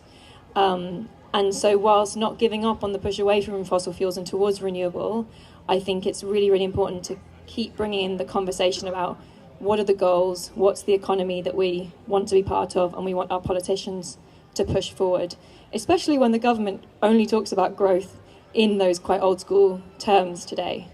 So with all that said, I think there's no one better actually to speak to this narrative, or very few people as well positioned to speak to this narrative as Kate Raworth, author of Doughnut, author of Doughnut Economics, a book, an idea I came across many years ago, and I've been so happy to see is just seems to be gaining more and more and more momentum in the consciousness and communication, and also in policy making. So I'll let her explain the concepts and give a big, big warm welcome to Kate Raworth. Thank you.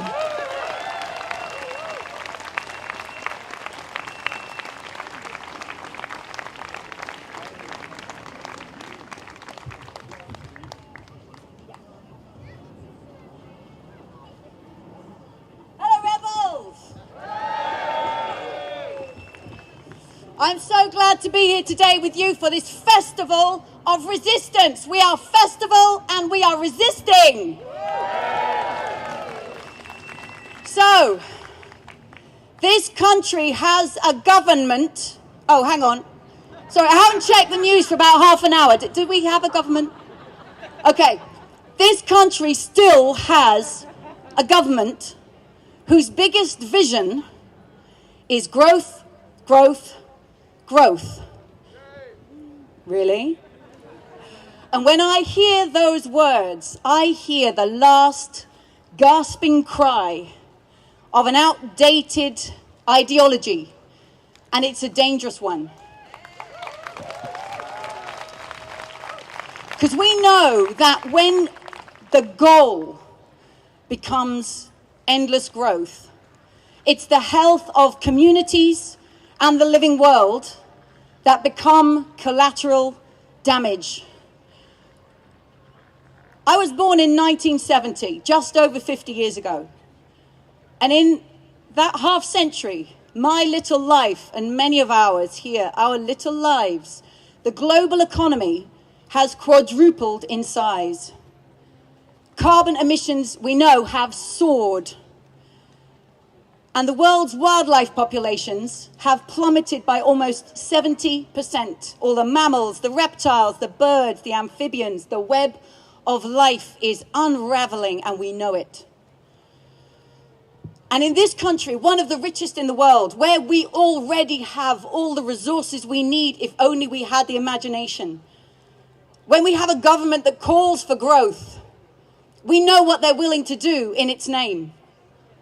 To frack under the land of communities that don't want it. To drill for the last drops of oil in our seas. To cut taxes for the richest and for corporations. To cut public services on which we all depend. And they've only U-turned because they said the markets can't take it. Well, let's tell them, Earth cannot take it. And the people won't take it.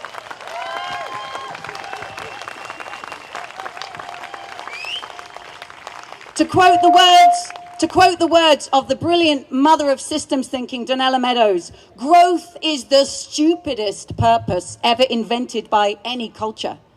We have to have an enough. And whenever you hear a call for growth on the radio, in Parliament, in the street, at the dinner table, always ask, growth of what and why? And for whom? And at whose cost? And how long can it last? And at what price to the planet? And how much is enough? When will we find an enough? When will we learn a sense of sufficiency? In fact, many of us already are reaching for it. When will it become a vision that we live by? So we're here today to resist and protest, but they will not take all our breath in protest, because we're also here to celebrate the possibility of a far richer vision for our economies. So what could that vision possibly look like? It's not about endless growth. It's about health. And we already all know it in our own bodies. Health lies in balance. That's what keeps us alive. If we can go from what we know of human health to planetary health, we will set ourselves on the best possible chance of understanding our mother home and turning around the destruction that we've caused her. And we need a vision and a picture of what this could possibly look like. So, yes, this vision will symbolically and literally, metaphorically rise with the young generation. Here they come. Let's hear it for the youth. And they have a donut. So I offer you just one possible compass for the future. To sit alongside an indigenous wisdom that many, many other cultures have long held and known, but we here in this capital city, in the capital of capital, we need to relearn and recover and rediscover what balance and health would mean. And this donut is one possible compass for us to get there. So, what's going on? Imagine humanity's use of Earth's resources radiating out from the center. That means we want to leave nobody here in the hole in the donut. That is where people are falling short on the essentials of life without the food, healthcare, energy, housing, income, education, transport, political voice that every person has a claim to. Let me hear you say it. Leave no one in the hole. Leave no one in the hole. You got that bit. But as we use Earth's resources, this is a big but, we start to put pressure on the life-supporting systems of our planetary home. We start to emit too many carbon emissions, withdraw too much water from the lakes and rivers, cut down the trees, convert the land. We start to put pressure on the life-supporting systems of our planetary home until we start to push them out of balance. And we can't do that because we utterly depend upon them. So we must also make sure we live within these planetary boundaries. So don't overshoot the limits. Don't overshoot the limits. Oh, it's beginning to sound like a song. So, the shape of progress is not endless growth. It's balance. And if I do it with my hands, and I invite you to do it with your hands, thriving in balance. That's like a heartbeat. Can we reconnect with that heartbeat of our own health and of planetary health? So it's easy to say, meet the needs of all people within the means of the living planet, but it is not easy to do. There's not one country in the world that is yet doing this. Costa Rica is the closest. And let us therefore never, ever again call a country like ours or any high-income country a developed nation. Because there is absolutely nothing developed about destroying the life support systems of our planetary home. We are all on a transformative journey and relearning how to belong as part of this living world. We need to create economies that are distributive of the value that they generate, distributive so that no one is left falling short. We need economies that are regenerative, that rewild and restore and renew and protect life. And that is what will enable us to thrive. So, since this is a festival, shall we sing this into being? Anybody want to sing a song? Okay. You're really going to have to sing with me, okay? I'm not doing this alone. Oh, I think I need a beatbox. Maybe Lily Cole can help me. Big shout out to Lily Cole. This is her next career. She's our new beatboxer today. Okay, here we go. Can we have this mic on? This is Lily's debut on the beatbox. Hello, I was asked about 12 minutes ago. It's all true. Okay, you ready? All right. If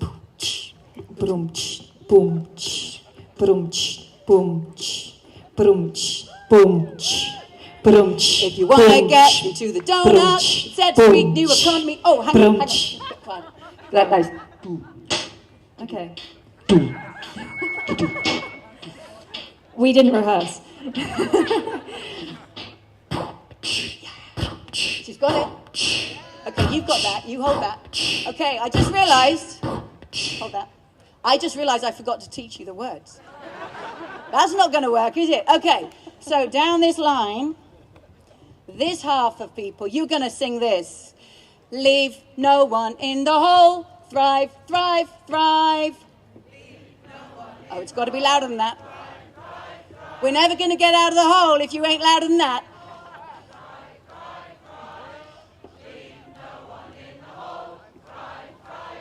And this lot, you're going to go, don't overshoot the limit. Thrive, thrive, thrive. Don't overshoot the limit. Thrive, thrive, thrive. Let's try that together. 1, 2, 3, 4. Leave no one in the... Hang on. Thrive, thrive, thrive. Don't overshoot the limit. Thrive, thrive, thrive. Again. Leave no one in the hole. Thrive, thrive, thrive. Don't overshoot the limit. Thrive, thrive. That, you got it. You got it? You got it? You got it? I hope so. We're on. Okay. Let's go. Perfect. That's perfect.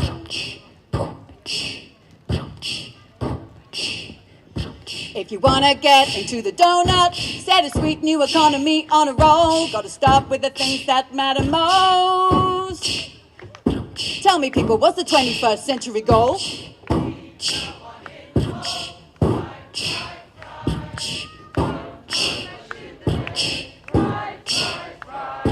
Inequality is crushing us, it's time to move on. The poor get hit while the rich party on. Let's give the economy distributive design. We gotta share things far more fairly and it all will be fine.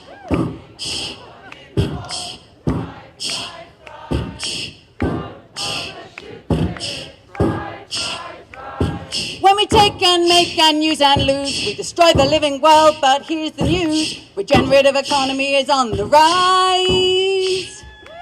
We gotta reconnect with nature now, what a surprise.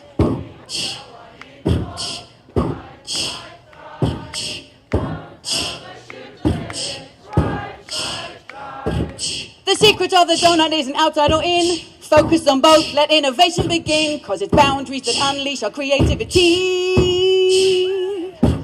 Show me that you know it, sing it 1, 2, 3.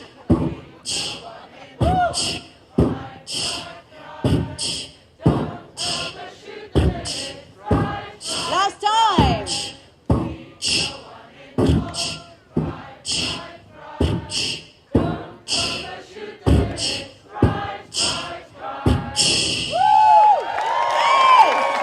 Extinction! Extinction! Extinction! Big up for Lily Cole on the beatbox. And for Deepy and Siri for holding the donut. This is a youth and they are rising. Thank you. And big up to Kate Raworth.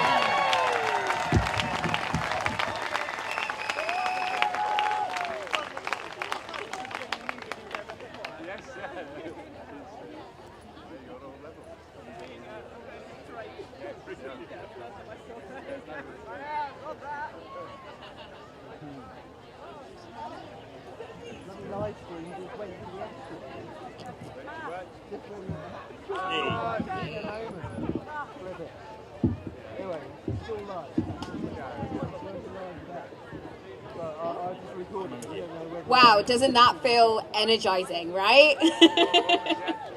Next up, we've got another ball of energy. We're going to bring onto stage Marvina. Marvina, as many of you guys know, if you have been to a protest, you've probably seen her. She is the hottest protest MC that's out there, but also one of the main people in Black Lives Matter Leeds. Can we give a round of applause for Marvina?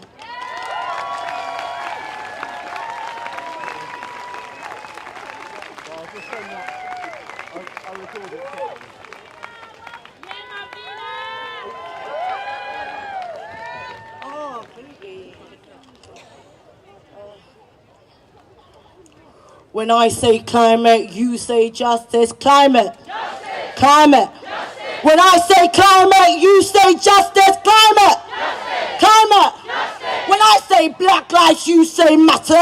Black lives. Matter. Black lives. Matter. When I say black lives, you say matter. Black lives. Matter. Black lives. Matter. When I say Chris Carver, you say matter. Chris Carver. Matter. Chris Carver. Matter. Chris Carver. Okay, hi. This is the Festival of Rebellion. How we feeling today? Today's been emotional being in this space. Being in this space and seeing so much friends, allies, family. One thing I have to say about activism, we bond through trauma. When we come together, sometimes we're coming through pain. Mentally, it takes a lot of toll from you.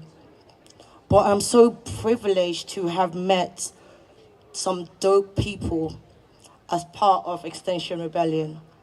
So when I say extinction, you say rebellion. Extinction! Rebellion. Extinction! Rebellion. When I say extinction, you say rebellion. Extinction! Rebellion.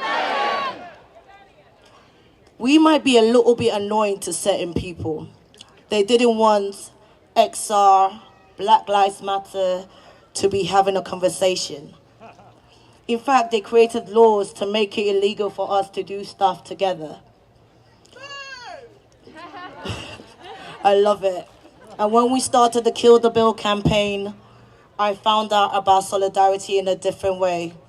Radical solidarity. And when we talk about this, I want us to talk about it from the point of we do not have fear. Because fear is just false evidence appearing real. What they want us to do is that we should not think about survivor solidarity. We should not think about how we can be allies to each other. In fact, if we can create more distractions to show that we should be separated, we cannot be co-liberated together. One of the things I always love talking about, I've seen Kate here, Bebop, I've seen Lily, I can't even compete. But you know what we don't do? We don't compete, we collaborate. The best way when you see another activist doing something beautiful is just to walk over and say, I see you.